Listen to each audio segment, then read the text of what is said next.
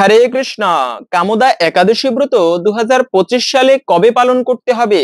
8ই April মঙ্গলবার নাকি 9ই April বুধবার? এবং এই একাদশী ব্রতের দিনে কি কি খাবার খাওয়া যাবে, কি কি খাওয়া উচিত নয়? শাস্ত্রে এই কামোদা একাদশী ব্রতের বিশেষ মাহাত্ম্য কথা বর্ণনা করা হয়েছে। পাশাপাশি আমরা ব্রত করি, কিন্তু ব্রতের ভঙ্গের সময় যে পারণ মন্ত্র রয়েছে, সেই পারণ মন্ত্র অনেকে জানি না। তো আজকের এই পর্বে আমরা সেই প্রসঙ্গে জানার চেষ্টা করব। আমাদের সকলেরই আজকের এই গুরুত্বপূর্ণ তথ্যগুলো জানা প্রয়োজন। সকলকে স্বাগতম জানাচ্ছি আমাদের এই ধর্মীয় তথ্যমূলক চ্যানেলে। আমরা চেষ্টা করি এরকমই সনাতন ধর্মের ধর্মীয় তথ্যগুলোকে আপনাদের সাথে উপস্থাপন করতে, শেয়ার করতে। তাই আসুন আগামী কিছুক্ষণ সময় একসঙ্গে ধৈর্য ধরে আজকের এই গুরুত্বপূর্ণ তথ্যগুলো জেনে নেই। আশা করছি আজকের এই তথ্যগুলো আপনাকে অবশ্যই সমৃদ্ধ করবে। ভালো লেগে থাকলে অবশ্যই একটা লাইক করে কমেন্টে আপনার ইষ্ট দেবতার নামটি অথবা জয় শ্রীকৃষ্ণ ভগবানের জয় একবার হলেও লিখে যাবার অনুরোধ জানাচ্ছি। এই যে একাদশী ব্রতের দিন, একটা মাসের মধ্যে যদি বলা হয় শ্রেষ্ঠ দিন কোনটি, তবে তা হচ্ছে একাদশীর দিন। কেননা শুক্রবার এটি সন্তোষী মায়ের দিন বলা হয়, বৃহস্পতিবার মা লক্ষ্মীর দিন, মঙ্গলবার হনুমানজির দিন। ঠিক তেমনি একাদশীর দিনটি এটি যে বারই হোক না কেন, যে কোনো বার হতে পারে, এই একাদশীর দিনটি হচ্ছে ভগবান শ্রী বিষ্ণুর অত্যন্ত প্রিয় দিন।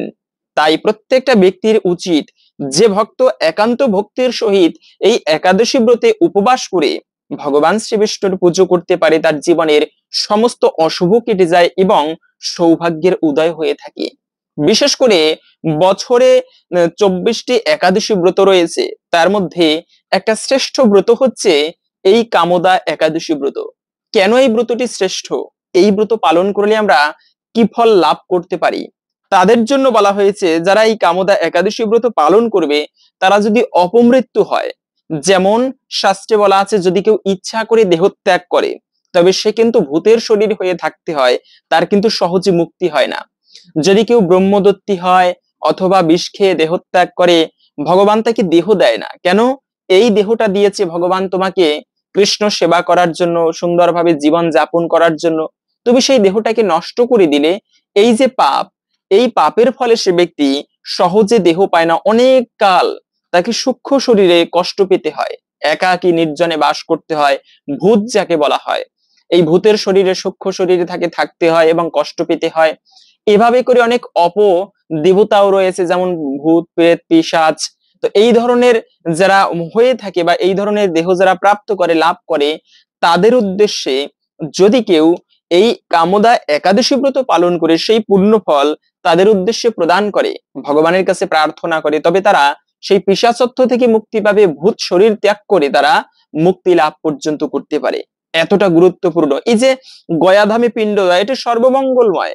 শাস্ত্রে বলা আছে, যদি কেউ অপমৃত্যু বরণ করে অথবা নরকে গমন করে, গয়ায় পিণ্ড দেওয়ার ফলে তার পিতৃপুরুষ সেখান থেকে উদ্ধার প্রাপ্ত হয়। কিন্তু ভাগবতে স্কন্দ পুরাণে একটি কাহিনী পাওয়া যায়, যেখানে ধুন্ধুকারী তিনি অপমৃত্যু হয়েছে, আবার ব্রহ্মদত্তি হয়েছেন। যদি কেউ ব্রহ্মদত্তি হয় তবে তাদের জন্য শাস্ত্রে বলা আছে, গয়া শ্রাদ্ধম শতেনা অপি মুক্তির মেনা ভবিষ্যতি। শত শত গয়া শ্রাদ্ধ দিলে, বিষ্ণু পাদপদ্মে পিণ্ড দিলে এত সহজে কিন্তু তার মুক্তি হয় না। তার মুক্তির একমাত্র উপায় হচ্ছে তার জন্য ভাগবত কথা ব্যবস্থা করা। ভাগবত কথার অনেক মাহাত্ম্য রয়েছে, তাহলে সেই ব্যক্তি মুক্তি হতে পারে। আর একটা উপায় হচ্ছে এই একাদশী ব্রত, কামোদা একাদশী ব্রত পালন করে সেই ব্যক্তির উদ্দেশ্যে যদি সেই ফল প্রদান করা হয়, তবে সেক্ষেত্রে সেই ব্যক্তি মুক্তি লাভ করতে পারে। এতটা মাহাত্ম্যপূর্ণ হচ্ছে এই একাদশী ব্রত। পাশাপাশি হচ্ছে কামোদা, নাম শুনেই আমরা বুঝতে পারছি যারা সমস্ত কামনা পূর্ণ করে থাকে। আমাদের অনেক লোকের বাঞ্ছা অনেক রকম, বিভিন্ন জনের বিভিন্ন মনস্কামনা আছে। আমরা কেউ ভগবানের কাছে গিয়ে বলি, ভগবান তুমি আমাকে একটা পুত্র সন্তান দাও। মানে জগতে যত ব্যক্তিকে তুমি দেখতে পাও না কেন, সবাই কিন্তু কোনো না কোনো দিক থেকে অপূর্ণ, কেউ পূর্ণ নয়। যার আজকে কোটি টাকা আছে, তুমি হয়তোবা ভাবতে পারো যে সে ব্যক্তি মহা সুখী, কিন্তু আসলে বাস্তবিক ক্ষেত্রে তিনিও কিন্তু সুখী নয়, তারও কিন্তু কমতি রয়েছে। সুতরাং জগতে কেউ প্রকৃতই সুখী হতে পারে না সর্বদিক থেকে। তো সেজন্য এরকম যার যেরকম কামনা বাসনা, আমরা মা কালীর পুজো করি অনেকে, তারপরে দেবদেবীর পুজো করি, বলিদান দেই। এগুলো কি জন্য মানসিক করা হয়? কেননা যেন আমার একটা মনস্কামনা পূর্ণ হয়ে থাকে। তো যদি কেউ এরকম কোনো মনোবাসনা থাকে, সেই মনোবাসনা উদ্দেশ্য করে এই কামিকা একাদশী ব্রত পালন করলেও সেক্ষেত্রেও ভগবানের কৃপায়, ইষ্টদেবের কৃপায় এই কামিকা একাদশী ব্রতের পূর্ণ প্রভাবে তার মনস্কামনা পর্যন্ত পূর্ণ হয়ে থাকে। তাই কি সকামী কি নিষ্কামী প্রত্যেকটা ব্যক্তির উচিত একাদশী ব্রত পালন করা। কিন্তু কথা হচ্ছে কিভাবে এই একাদশী ব্রত পালন করতে হবে, ব্রতের নিয়ম কি। মনে রাখবে, যে কোনো ব্রত পালন করার ক্ষেত্রে আগের দিনে সংযম পালন করতে হয়, নিরামিষ খাবার গ্রহণ করতে হয়। এটি অত্যন্ত গুরুত্বের সহিত দেখা উচিত। আমরা অনেকে ব্রত করি কিন্তু আগের দিনটি পালন করি না। দশমীর দিন, একাদশীর দিন এবং পারণ মানে দ্বাদশীর দিন, এই তিনটি দিনই অত্যন্ত গুরুত্বপূর্ণ, যাকে বলা হয় সংকল্প। শাস্ত্রে বলা আছে, সংকল্পেন বিনা রাজন ইয়ৎকিঞ্চিৎ কুরুতে নর ফলঞ্চ অল্পকম তস্য ধর্মস্য অধ্যক্ষয় ভবেৎ। সংকল্পবিহীন যে ধর্ম কাজ করা হয় তার ফল অল্প হয়। কিন্তু তাই সংকল্প করতে হয়, মানে আগের দিনে ব্রত করার জন্য প্রস্তুতি নিতে হয়, সংকল্প করতে হয়। এভাবে করে আগের দিনে নিরামিষ খাবার গ্রহণ করতে হয়।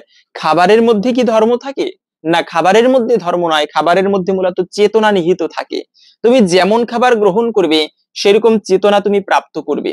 তাই সাত্বিক খাবার খেলে সেরকম শুদ্ধ চেতনা হয়। আর সাধনায় অগ্রসর হওয়ার জন্য চেতনাকে শুদ্ধ করা আবশ্যক। সেজন্য মূলত এমনিতে উচিত নিরামিষ খাওয়া। সবসময় নিরামিষ খেতে না পারলেও অন্তত পক্ষে এই একাদশী ব্রতের আগের দিনে নিরামিষ খাবার গ্রহণ করতে হয়, সংযম পালন করতে হয়।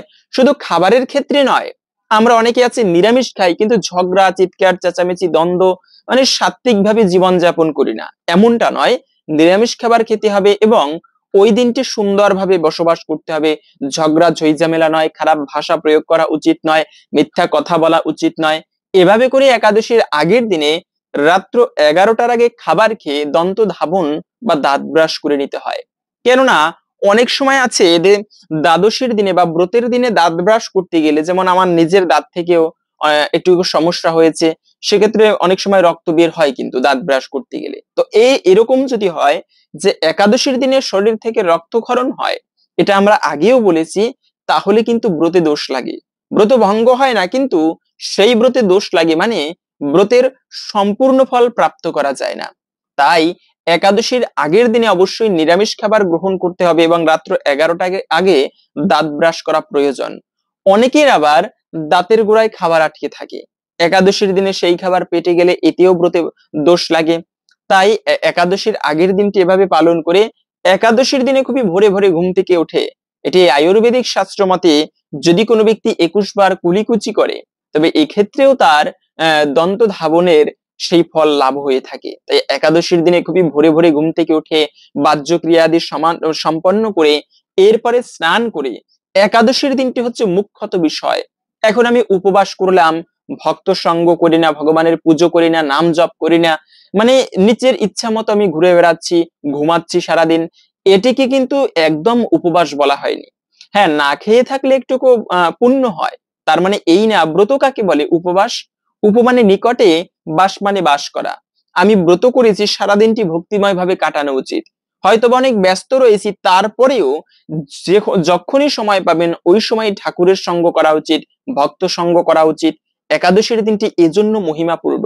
আর এই অন্যান্য দিনে ধর্ম কাজ করলে যে পুণ্যফল প্রাপ্ত করা যায়, একাদশীর দিনে সেই ধর্ম কাজ করলে তার থেকে সহস্র গুণ বেশি পুণ্যফল প্রাপ্ত করা যায়।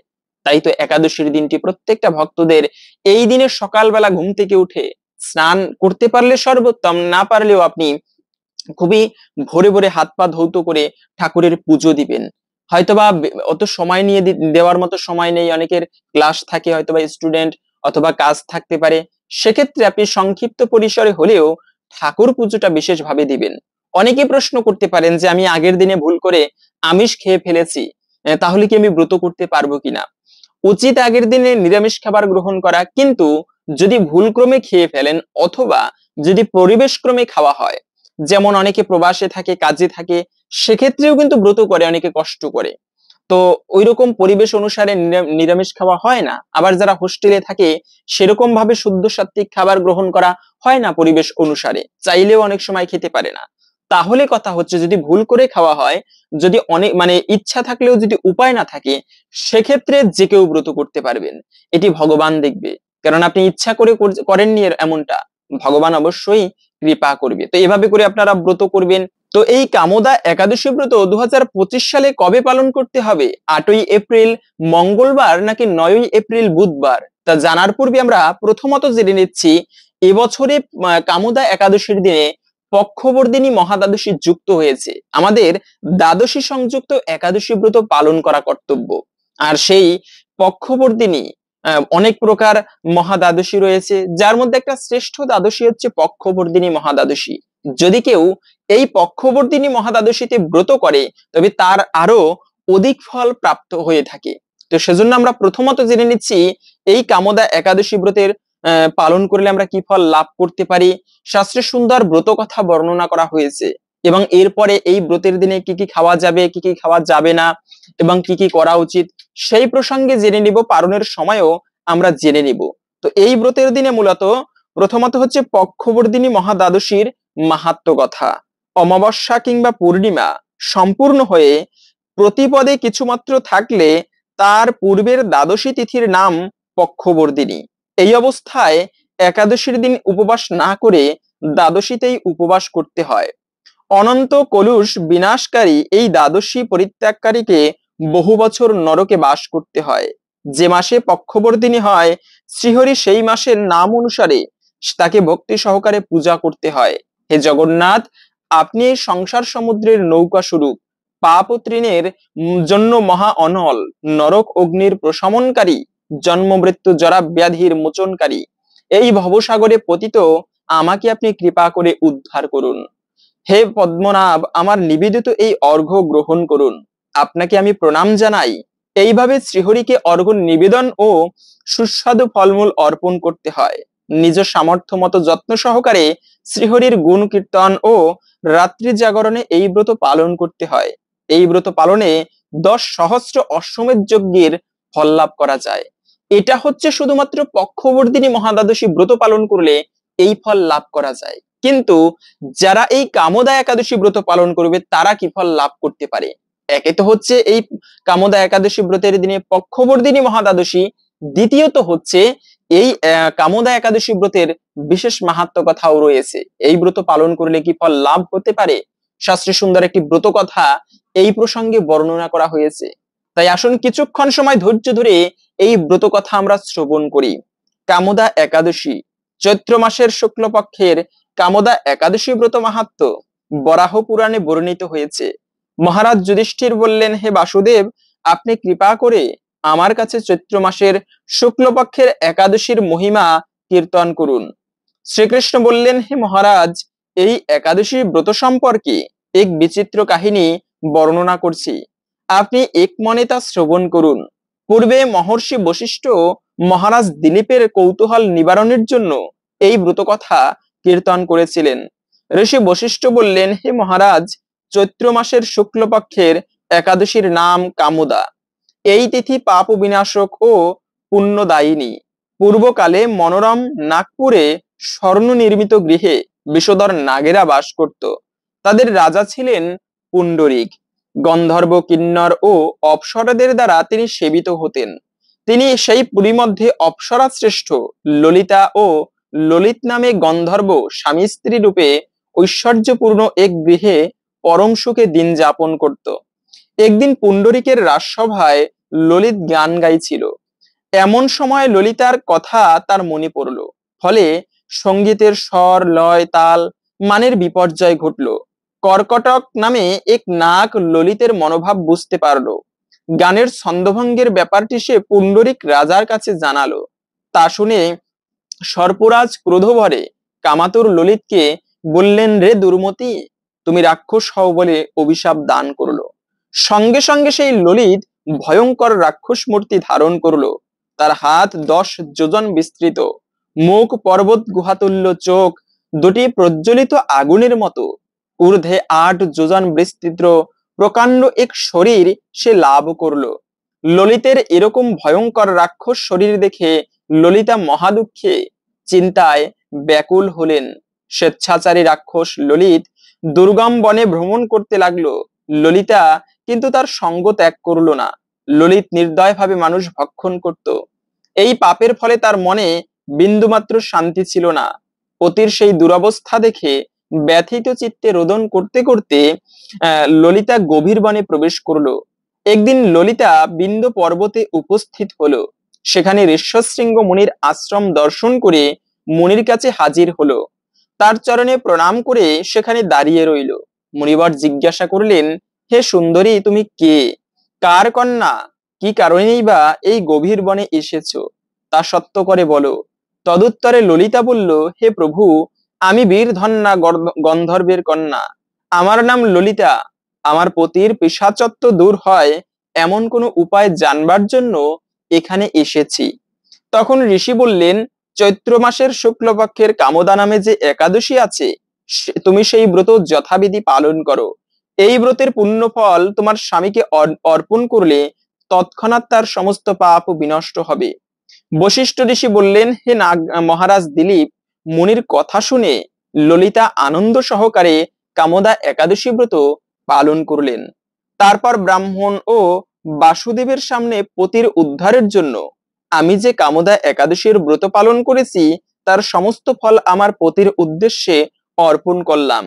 এই পুণ্যের প্রভাবে তার পিশাচত্ব দূর হোক, এই কথা উচ্চারণ করা মাত্রই ললিত শাপমুক্ত হয়ে দিব্য দেহ প্রাপ্ত হলো। পুনরায় গন্ধর্ব দেহ লাভ করে ললিতার সাথে সে মিলিত হলো। তারা বিমানে করে গন্ধর্ব লোকে গমন করলো। হে মহারাজ দিলীপ, এই ব্রত যত্ন সহকারে সকলেরই পালন করা কর্তব্য। এই ব্রত ব্রহ্মহত্যা, পাপ বিনাশক এবং পিশাচত্ব মোচনকারী। এই ব্রত কথা শ্রদ্ধাপূর্বক পাঠ ও শ্রবণে বাজপেয় যজ্ঞের ফল লাভ হয়। এই ছিল মূলত সেই কামদা একাদশীর ব্রত কথা। তাই এই ব্রত আপনি নিজে পালন করবেন এবং সকলের মাঝে ছড়িয়ে দিবেন, যেন আমরা সবাই ভগবানের প্রীতি বিধানের উদ্দেশ্যে এই ব্রত পালন করতে আগ্রহী হই, উৎসাহ হই এবং জানতে পারি। কিন্তু এই ব্রতের দিনে মনে রাখবে কি কি খাওয়া উচিত। প্রথমত হচ্ছে, ব্রতের দিনে যারা মানে পারবে, যারা সামর্থ্য ব্যক্তি, তারা জল ফোঁটা পর্যন্ত গ্রহণ করবে না, এক ফোঁটা জল পর্যন্ত মানে পান করবে না। এটা হচ্ছে যারা পারবে অবশ্যই এরকম ব্রত করা উচিত। নির্জলা ব্রত করলে যতটা ব্রতের ফল লাভ হয়, অন্যান্য কিছু খেয়ে ব্রত করলে ততটা কিন্তু ফল প্রাপ্ত করা যায় না। তবে একটা বিষয় হচ্ছে কলিযুগ। কলিযুগ হচ্ছে অন্নগত প্রাণ। মানুষ নির্জলা ব্রত করতে পারে না বললেই চলে, কষ্ট হয়ে যায়। যেমন আমি নিজেও নির্জলা একাদশী ব্রত পালন করতে পারি না। সেক্ষেত্রে কি কি খাওয়া যাবে?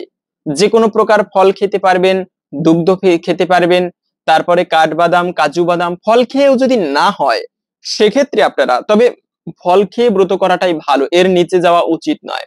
তবে তাও যদি না পারেন, কষ্ট হয়ে যায়, অনেকে ভারী ভারী কাজ করে, অনেকে আবার অসুস্থ, তারপরেও চেষ্টা করে ভগবানের প্রীতি বিধানের জন্য এই ব্রত পালন করতে। তো সেক্ষেত্রে বিধান দেওয়া হয়েছে শাস্ত্রে যে আপনারা সবজি রান্না করে খেতে পারেন, যেমন কাঠবাদাম, কাজু বাদাম, মিষ্টি কুমড়া, মিষ্টি আলু, পেঁপে, কাঁচকলা, তারপরে হচ্ছে ফুলকপি। এগুলো আপনারা সবজি হিসেবে রান্না করে ভগবানকে ভোগ নিবেদন করে তারপরে প্রসাদ রূপে গ্রহণ করতে পারেন। কিন্তু সেই সবজি রান্না করার সময় ভুলক্রমেও সেখানে সরিষার তেল ব্যবহার করবেন না। কেননা একাদশীতে ব্রত করেন কিংবা না করেন, ভুল করেও কখনো সেই সরিষার তেল অথবা পঞ্চরবিশস্য ভক্ষণ করা উচিত নয়। এতে মহাপাপের ভাগী হতে হয়। স্বয়ং মহাদেব বলেছেন মা পার্বতীকে, হে দেবী, যে ব্যক্তি একাদশী ব্রতের দিনে ব্রত পালন না করে অবহেলা করবে এবং পঞ্চরবিশস্য ভক্ষণ করবে, তার এত পাপ হয় যে মৃত্যুর পরে যমদূতেরা তার মুখের মধ্যে তপ্ত লৌহাকে তাপিত করে গলিয়ে তার মুখের মধ্যে দিয়ে দেয়। তাই এই ব্রত সকলের একান্ত ভক্তি সহকারে পালন করা কর্তব্য। এবং মহাদেব নিজে মা পার্বতীর সহিত এই ব্রত একান্ত ভক্তির সহিত পালন করে থাকে। তাই তো যমরাজ একবার যমদূতদেরকে বলেছেন, হে যমদূতগণ, তোমরা শুনে রাখো, যেখানেই একাদশী ব্রত পালনকারীকে দর্শন করবে, তাদেরকে দর্শন করে তোমরা দূর থেকে প্রণাম করে চলে আসবে, কখনো তাদেরকে এই যমলোকে নিয়ে আসবে না। সেজন্য যমরাজ পর্যন্ত একাদশী ব্রত পালনকারীকে সম্মান করে। এবং এও বলেছেন, শুনে রাখো যমদূতগণ, এই একাদশী ব্রত পালনকারীরা হচ্ছে আমাদের থেকেও শ্রেষ্ঠ, আমাদেরও সম্মানীয় ব্যক্তি। সেজন্য সকলের এই ব্রত পালন করা কর্তব্য। কিন্তু সেই ব্রতের দিনে আপনি ব্রত করেও যদি এই খাবারগুলো ভক্ষণ করেন তাহলে মহাপাপের ভাগী হতে হয়। স্কন্দ পুরাণের কথা, মাতৃহা পিতৃহা চৈব ভাতৃহা গুরুহা তথা একাদশান্তই উভয়ক্তে বিষ্ণু লোকচ্যুত ভাবেত। মাতৃহত্যা, ভাই হত্যা, গুরু হত্যা, ব্রাহ্মণ হত্যা সকল ভয়ানক পাপের ভাগী হবে যে ব্যক্তি একাদশী ব্রতের দিনে পাপ না করেও পঞ্চরবি শস্য ভক্ষণ করবে। কারণ এই যে ভয়ানক পাপপুরুষ তিনি একাদশীর দিনে পঞ্চরবি শস্যের মধ্যে আশ্রয় গ্রহণ করে, সেজন্য এই একাদশীতে পঞ্চরবি শস্য খেতে নেই। এমনকি সে যদি ভগবান বিষ্ণুর পার্ষদ হয়, যে বৈকুণ্ঠ লোকে ভগবান বিষ্ণুর পার্ষদ, কিন্তু একাদশী ব্রতকে অবহেলা করে, সেক্ষেত্রে বলা আছে বিষ্ণু লোকচ্যুত ভাবে, মানে সে বিষ্ণু লোকে থাকলেও সেখান থেকে চ্যুত হবে একাদশী ব্রতের অবহেলা করার জন্য। তাই যমুনা দেবী, তারপরে তুলসী মহারানী, এরা সবাই কিন্তু একান্ত ভক্তির সহিত এই একাদশী ব্রত পালন করে। সৃষ্টির শুরুতে কিন্তু এই একাদশী ব্রত ছিল না। যে যার মতো উচ্ছৃঙ্খল ভাবে জীবন যাপন করত, সবাই না ছিল কোনো মানুষের জীবন যাপনের জন্য কোনো সংবিধান। তো এই যে পাপ কর্ম করত, তাই মানুষের পাপের ফলস্বরূপ তারা নরকে ভয়ানক যন্ত্রণা ভোগ করত, দুঃখ কষ্ট পেত। তো এভাবে ভগবান বিষ্ণু একদিন যমরাজের সাথে সাক্ষাৎ করতে যমলোকে গেল। যমলোকে গিয়েছে, যমরাজের সাথে কথা বলতেছিল, এমত অবস্থায় খেয়াল করলো দক্ষিণ দিকের নরক থেকে ভয়ানক কিছু পাপাত্মাদের চিৎকার কানে ভেসে আসতেছে। যমরাজকে প্রশ্ন করলো, যমরাজ এই যে ভয়ানক চিৎকার এটি কোথা থেকে আসতেছে? যমরাজ বলল, প্রভু কি বলবো দুঃখের কথা, পৃথিবীবাসীরা বেশি পাপকর্ম করে আর তাদের সেই পাপের ফলস্বরূপ তারা আজকে এই ভয়ানক যন্ত্রণা পাচ্ছে, দুঃখ কষ্ট ভোগ করছে। ভগবান হচ্ছে করুণাময়, সেই পাপীদেরকে দর্শন করার জন্য দক্ষিণ দিকের নরকে যমরাজের সাথে গেল। গিয়ে এত পাপাত্মারা তারা কষ্ট পাচ্ছে, ভগবান দেখেই তার করুণার মূর্ত প্রকাশ করলেন। হৃদয় থেকে এক সুন্দরী দিব্য তার পুণ্যময়ী এক দেবীর আবির্ভাব হলো। এটি হচ্ছে ভগবানের করুণার প্রকাশ রূপে সেই দেবী আবির্ভূত হলেন। আবির্ভূত হয়েছেন তৎক্ষণাৎ সেই দেবীর পুণ্যময়ী তেজে সেখানে সমস্ত পাপীদের পাপ ভস্ম হয়ে গেল। এবং ভগবান ঘোষণা করে দিয়েছেন, এ হচ্ছে একাদশী ব্রত, যেদিনে এই একাদশী ব্রত আবির্ভূত হবে এবং সেই দিনে যদি কোনো ভক্ত ভক্তির সহিত আমার এই ব্রত করে, আমার পুজো করে, তবে সে সর্বপাপ হইতে মুক্ত হবে এবং আমাকে লাভ করতে পারবে। তো এরপর থেকে মূলত জগতে একাদশী ব্রতের প্রচার শুরু হলো। সবাই একাদশী ব্রত পালন করে এবং সেই ব্রতের পুণ্য প্রভাবে তারা যেই পাপ কর্ম করে সর্ব পাপ হইতে মুক্ত হয়ে তারা বৈকুণ্ঠে গমন করে। এদিকে নরকেও কেউ যাচ্ছে না, আবার পাপপুরুষ যাদের উপরে আশ্রয় গ্রহণ করে, যেমন যে ব্যক্তি পাপকর্ম করে তাদের উপরে কলি আশ্রয় করে, তো এই পাপপুরুষ যারা পাপ করে তাদের উপরে আশ্রয় করে বেঁচে থাকে। তো পাপপুরুষও একাদশীর দিনে রক্ষা পাচ্ছে না একাদশী ব্রতের পুণ্য প্রভাবে। পাপপুরুষ তখন ত্রাহি ত্রাহি করতে করতে বৈকুণ্ঠে ভগবানের কাছে উপস্থিত, প্রভু রক্ষা করো, কি হয়েছে তোমার? বলে, প্রভু আপনি যে পুণ্যময়ী একাদশী দেবীর সৃষ্টি করেছেন, তার পুণ্য প্রভাবে আমি তো মৃতপ্রায় অবস্থা, একাদশীর দিনে কোথাও আশ্রয় পাচ্ছি না। স্বর্গমর্ত পাতাল তিন ভুবন আমি সর্বত্র ঘুরে বেরিয়েছি, কিন্তু কোথাও একাদশী দেবীর পুণ্যময়ী তেজে আমি রক্ষা পাইনি।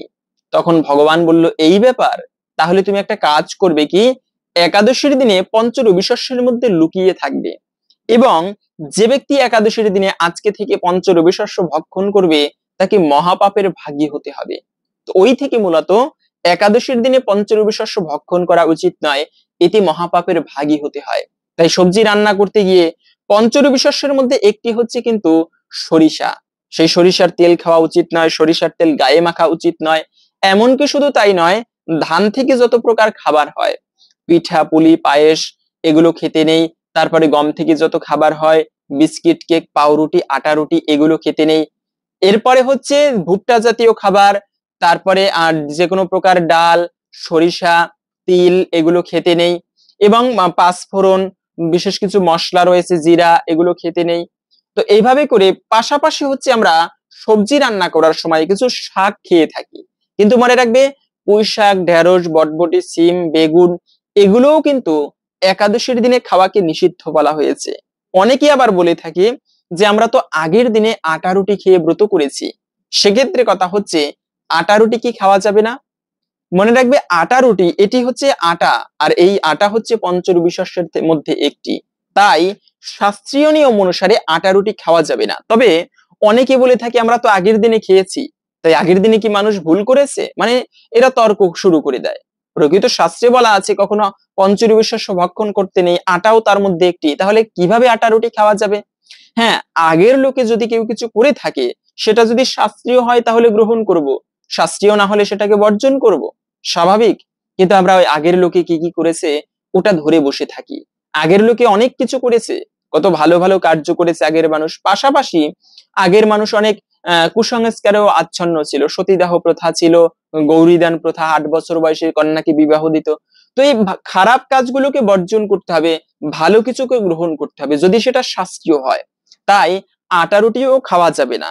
এবং ভোগ দেওয়া যাবে কিনা ভগবানকে, অনেকের প্রশ্ন থাকে যে একাদশী ব্রতের দিনে আমরা তো হচ্ছে পঞ্চরবি শস্য ভক্ষণ করি না, কিন্তু ভগবানকে ভোগ দেওয়া যাবে কিনা?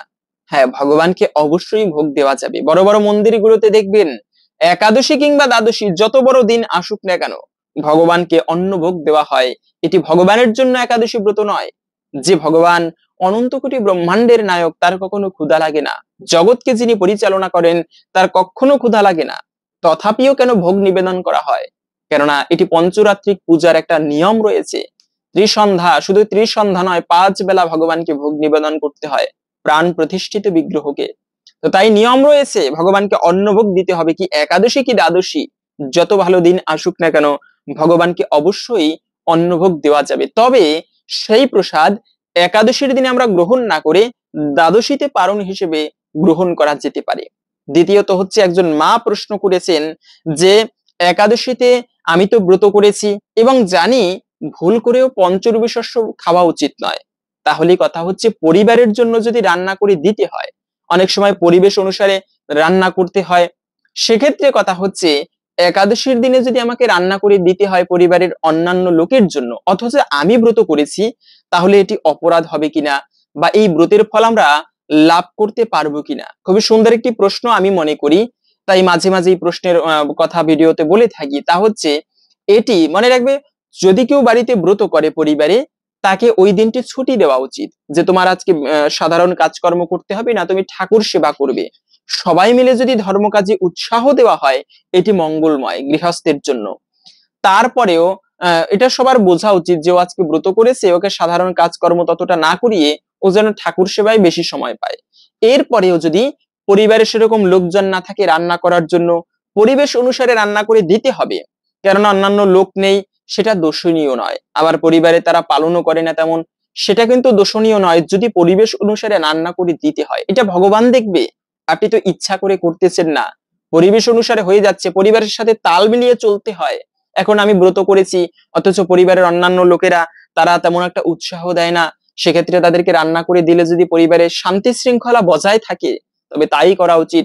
এটা ভগবান দেখবে, আমি মনে করি এতে ব্রতের ফল অবশ্যই প্রাপ্ত করতে পারবেন। তবে এই একাদশীর দিনে মনে রাখবে কিছু কাজ ভুলেও করা উচিত নয়।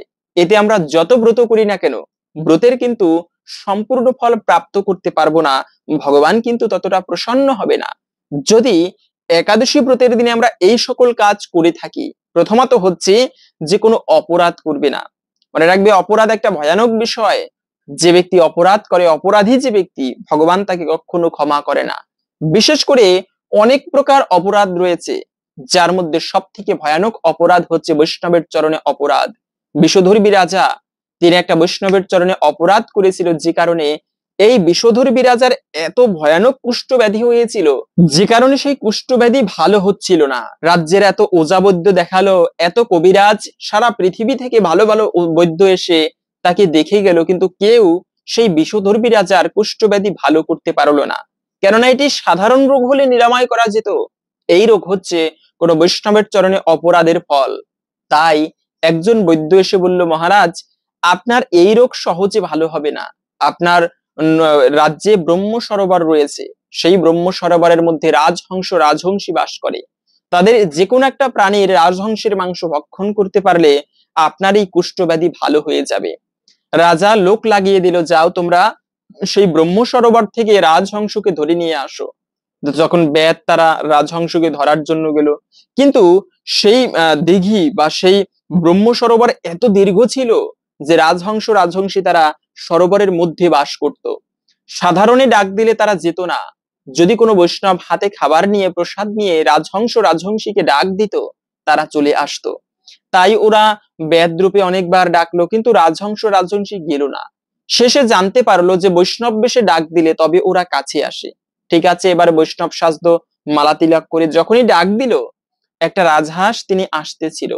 পেছন থেকে তার স্ত্রী বলল, গো কোথায় যাচ্ছ? বলে, দেখো বৈষ্ণব ওরা ডাকছে তাই আমি ওদের কাছে যাচ্ছি। বলে, যেও না, ওই যে কয়েকদিন আগে ওরা বেদরূপে আমাদেরকে ডেকেছিল হত্যা করবে এজন্য, তো ওরাই আজকে বৈষ্ণব সেজেছে। বলে, দেখো বৈষ্ণব যদি ভেকও হয়, ওরা যদি ভণ্ড বৈষ্ণব হয়, তথাপিও বৈষ্ণব সাজ, আজকে যেতে হবে, না হলে বৈষ্ণবের চরণে অপরাধ হয়ে যাবে। তাই রাজহংস প্রাণের মায়া ত্যাগ করে সেই ব্যক্তিদের কাছে ধরা দিল, এবং তারা মারতে উদ্যত হলে প্রশ্ন করলো, কেন তোমরা আমাকে মারছো? বলে, তোমার মাংস ভক্ষণ করলে বিষধর্মী রাজার কুষ্ঠব্যাধি ভালো হবে। বলে, তাহলে রাজার কাছে নিয়ে চলো, তিনি আমাকে বধ করুক। ঠিক আছে, রাজার কাছে নেওয়া হলো। রাজাকে প্রশ্ন করলো, মহারাজ আমাকে কেন বধ করবেন? মহারাজ বললেন, দেখো তোমার মাংস ভক্ষণ করলে আমার কুষ্ঠব্যাধি ভালো হবে, এজন্য তোমাকে বধ করছি। বলে, মহারাজ আমি বলতে পারি এই রোগ আপনার কোনো মাংস ভক্ষণ করলে হবে না, এটি কোনো বৈষ্ণবের চরণে অপরাধ হয়েছে, যে কারণে আপনার এই কুষ্ঠব্যাধি হয়েছে। তাই বৈষ্ণবের চরণ ধৌত জল যদি পান করা হয় তবে আপনার এই রোগ ভালো হবে। তখন রাজা সারা রাজ্যে লোক লাগিয়ে দিল, কিন্তু কোনো বৈষ্ণব চরণ ধৌত জল দিতে রাজি নয়। শেষ পর্যন্ত একজন প্রহরী এসে জানালো, মহারাজ আমাদের এই বাগানের পাশে একটা বৈষ্ণব, তার শরীরে খুবই কুষ্ঠব্যাধি হয়েছে।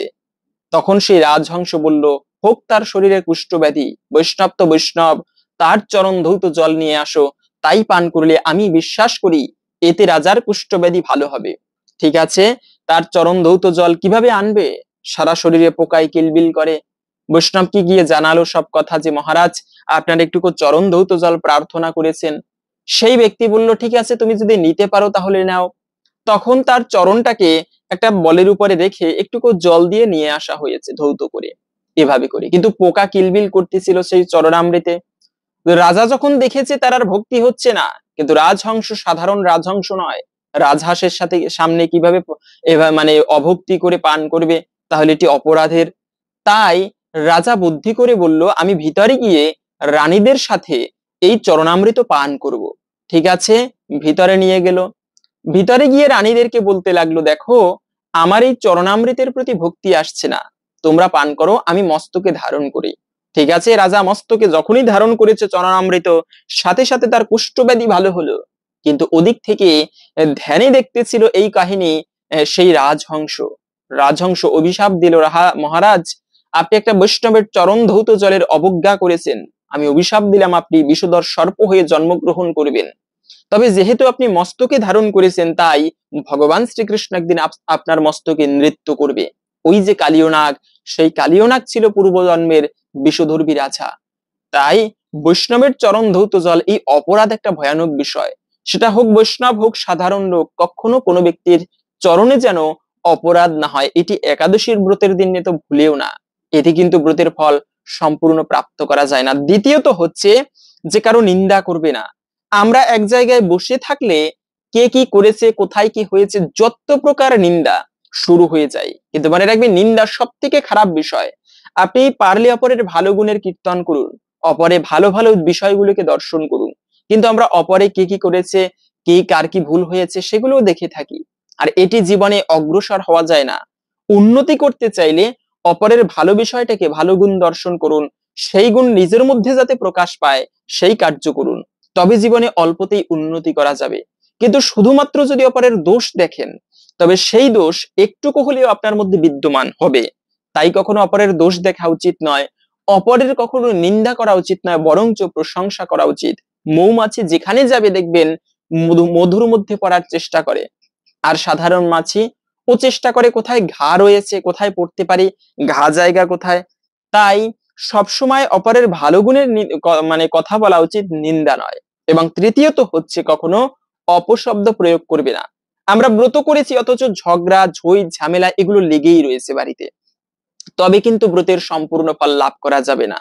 খারাপ ভাষা প্রয়োগ করতে নেই, কৃষ্ণ নাম করতে হয় এই দিনে, ইষ্টদেবের মন্ত্র জপ করতে হয় এই দিনে। আপনারা ব্রত করেন কিংবা না করেন 108 বার কৃষ্ণ নাম মহামন্ত্র জপ করবেন, অথবা গুরুদেব যে মন্ত্র দিয়েছে সেই মন্ত্র আপনারা ভক্তি ভরে জপ করবেন। এতে বিশেষ কৃপা লাভ হয়ে থাকে, কেননা একাদশীর ব্রতের দিনটি সাধারণ দিন নয়। এই দিনে যে যত বেশি জপ করবে, ধর্ম কাজ করবে, তা সহস্র গুণ বেশি পুণ্যফল প্রাপ্ত করা যায়। তাই এই ব্রতের দিনে ইষ্ট মন্ত্র জপ করবেন, কিন্তু অপশব্দ প্রয়োগ করা উচিত নয়। অপরের সাথে ঝগড়া, ঝই ঝামেলা, চিৎকার চেঁচামেচি এগুলো যতটা কম করে পারা যায়। তো এখন আমরা জেনে নিচ্ছি 2025 সালে এই ব্রত কবে পালন করতে হবে। একাদশী তিথি মূলত শুরু হবে আগামী 7ই এপ্রিল সোমবার রাত 11টা 11 মিনিট থেকে, থাকবে মূলত 8ই এপ্রিল মঙ্গলবার রাত 11টা 20 মিনিট পর্যন্ত। এটা হচ্ছে চান্দ্র পঞ্জিকা অনুসারে, মানে সৌর পঞ্জিকা অনুসারে, কিন্তু চান্দ্র পঞ্জিকার নিয়ম অনুসারে আবার পক্ষবর্তিনী মহা দ্বাদশী রয়েছে। সেজন্য বৃন্দাবনের মহারাজরা, আবার ইসকন ভক্তরা, তারা কিন্তু আগামী 9ই এপ্রিল বুধবার এই ব্রত পালন করবে। আবার গৌড়ীয় ধারায় অনেক বৈষ্ণব রয়েছেন যারা 8ই এপ্রিল মঙ্গলবার এই ব্রত পালন করবে। সেক্ষেত্রে যদি কখনো, সুন্দর একটা তথ্য বলে দিচ্ছি, যদি কখনো এরকম দ্বিমত থাকে, তবে আপনি পক্ষবর্তিনী মহা দ্বাদশী অনুসারেও ব্রত করতে পারেন বুধবার, এটি সর্বোত্তম। তাই বুধবারে ব্রত করুন। এবং যদি আপনার গুরুদেব মঙ্গলবারে ব্রত করে, সেক্ষেত্রে আপনি যে ধারায় রয়েছেন সেই ধারায় যেদিনে ব্রত করবে সেই ধারায় ব্রত করতে পারেন। তবে দীক্ষিত না হলে বা অন্যান্য অনুসারী হলে আপনারা বুধবারে পক্ষবর্তিনী মহা দ্বাদশী অনুসারে এই ব্রত পালন করতে পারেন। তবে ব্রত যত ভালোভাবে করি না কেন, ব্রতের পারণ একটা গুরুত্বপূর্ণ বিষয়। পালন করতে হয় সঠিক সময়ের মধ্যে। অম্বরীশ মহারাজ, মনি ঋষি পর্যন্ত, তারা পর্যন্ত একাদশীতে ব্রত করে সঠিক সময়ের মধ্যে পালন করত। কেননা যত ভালোভাবে ব্রত করি, যদি সঠিক সময়ের মধ্যে পালন করা না হয়, তবে কিন্তু এই একাদশী ব্রতের সম্পূর্ণ ফল প্রাপ্ত করা যায় না। তাই পালন করতে হবে আগামী মানে যেদিনে ব্রত করবেন তার পরের দিনে সকাল 5টা 41 মিনিট থেকে 9টা 53 মিনিট পর্যন্ত। এই সময়টুকুর মধ্যে ভগবানের প্রসাদ দিয়ে ভগবানের কাছে প্রার্থনা করে তারপরে ব্রত ভঙ্গ করতে হয়। এবং সেই ব্রত ভঙ্গ করার সময় একটা পারণ মন্ত্র রয়েছে, আমরা অনেক সময় সেই মন্ত্র জানি না। তো মন্ত্র জেনে ব্রতের পালন করা উচিত। সেই মন্ত্রটা হচ্ছে একাদশ্যাম নিরাহার ব্রত নানেন কৃষব প্রসিদ সুমুখনাথ জ্ঞানদৃষ্টি প্রদভব। এই মন্ত্র উচ্চারণ করে একাদশী ব্রতের পালন করতে হয়। যদি মন্ত্র না জানেন, সেক্ষেত্রে আপনারা বাংলা ভাষায় ভগবানের কাছে প্রার্থনা করতে পারেন, হে প্রভু, আমি যে এই ব্রত পালন করেছি, কৃপা করুন যেন যদি ব্রতে কোনো ভুল ত্রুটি হয় কৃপা করে ক্ষমা করুন এবং এই ব্রতের পূর্ণ ফল প্রদান করুন, আপনি আমার প্রতি প্রসন্ন হন। এভাবে প্রার্থনা করে আপনি এই ব্রত ভঙ্গ করতে পারেন। তো হরে কৃষ্ণ, আশা করছি আজকের এই গুরুত্বপূর্ণ তথ্যগুলো জেনে আপনি একটুকু হলেও সমৃদ্ধ হয়েছেন। ভালো লেগে থাকলে অবশ্যই একটা লাইক করে কমেন্টে আপনার ইষ্ট দেবতার নামটি অথবা জয় শ্রীকৃষ্ণ ভগবানের জয় একবার হলেও লিখে যাবার অনুরোধ জানাচ্ছি। ভগবানের কৃপায় সকলের জীবনে মঙ্গল হোক এই কামনা করে আজকের ভিডিওটি এখানে সমাপ্ত করছি। হরে কৃষ্ণ।